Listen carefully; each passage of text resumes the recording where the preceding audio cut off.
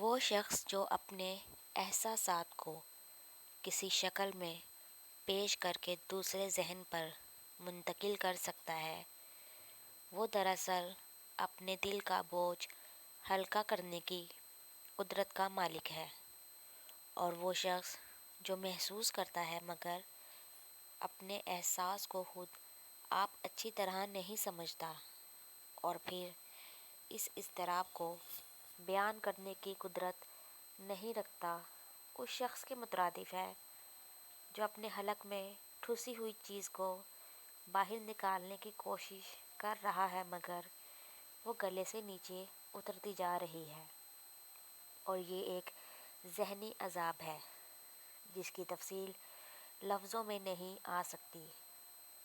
سلیم شروع ہی سے اپنی آواز سے ناآشنا رہا ہے، اور ہوتا بھی کیوں کر، جب اس کے سینے میں خیالات کا ایک ہجوم چھایا رہتا تھا، اور بعض اوقات ایسا بھی ہوا ہے کہ وہ بیٹھا بیٹھا اٹھ کھڑا ہوا ہے اور کمرے میں چکر لگا کر لمبے لمبے سانس بھرنے شروع کر دیے۔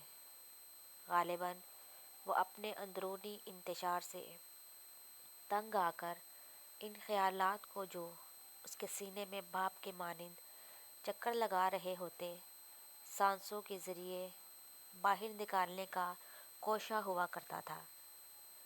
اضطراب کے انہی تکلیف دہ لمحات میں اس نے اکثر اوقات مجھ سے مخاطب ہو کر کہا ہے، عباس، یہ خاکی کشتی کسی روز تند موجوں کی تاب نہ لا کر چٹانوں سے ٹکرا کر پاش پاش ہو جائے گی۔ مجھے اندیشہ ہے کہ وہ اپنے اندیشے کو پوری طرح بیان نہیں کر سکتا تھا۔ سلیم کسی متوقع حادثے کا منتظر ضرور تھا مگر اسے یہ معلوم نہ تھا کہ وہ حادثہ کس شکل میں پردہ ظہور پر نمودار ہوگا۔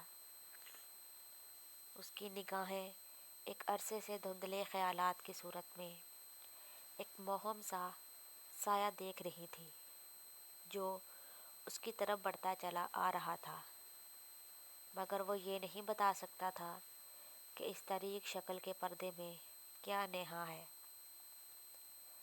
میں نے سلیم کی نفسیات سمجھنے کی بہت کوشش کی، مگر مجھے اس کے منقلب عادات کے ہوتے ہوئے کبھی معلوم نہیں ہو سکا کہ وہ کن گہرائیوں میں غوطۂ زن ہے، اور اس دنیا میں رہ کر اپنے مستقبل کے لیے کیا کرنا چاہتا ہے، جبکہ اپنے والد کے انتقال کے بعد وہ ہر قسم کے سرمایے سے محروم کر دیا گیا تھا۔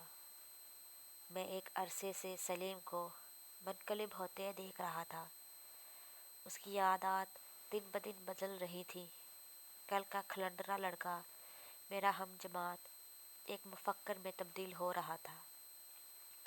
یہ تبدیلی میرے لیے سخت باعث حیرت تھی۔ کچھ عرصے سے سلیم کی طلبیت پر ایک غیر معمولی سکون چھا گیا تھا۔ جب دیکھو اپنے گھر میں خاموش بیٹھا ہوا ہے اور اپنے بھاری سر کو گھٹنوں میں تھامے کچھ سوچ رہا ہے۔ وہ کیا سوچ رہا ہوتا یہ میری طرح خود اسے بھی معلوم نہ تھا۔ ان لمحات میں نے اسے اکثر اوقات اپنی گرم آنکھوں پر دوات کا آہنی ڈھکنا یا گلاس کا بیرونی حصہ پھیرتے دیکھا ہے۔ شاید وہ اس عمل سے اپنی آنکھوں کی حرارت کم کرنا چاہتا تھا۔ سلیم نے کالج چھوڑتے ہی غیر ملکی مصنفوں کی بھاری بھرکم تصانیف کا مطالعہ شروع کر دیا تھا۔ شروع میں مجھے اس کی میز پر ایک کتاب نظر آئی، پھر آہستہ آہستہ اس الماری میں جس میں شطرنج، تاش اور اسی قسم کی دیگر کھیلیں رکھا کرتا تھا، کتابیں ہی کتابیں نظر آنے لگیں۔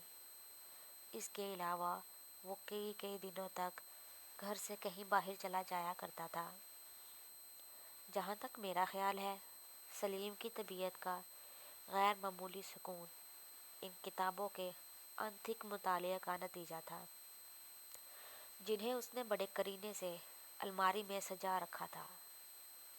سلیم کا عزیز ترین دوست ہونے کی حیثیت میں میں اس کی طبیعت کے غیر معمولی سکون سے سخت پریشان تھا۔ مجھے اندیشہ تھا کہ یہ سکون کسی وحشت خیز طوفان کا پیش خیمہ ہے۔ اس کے علاوہ مجھے سلیم کی صحت کا بھی بہت خیال تھا۔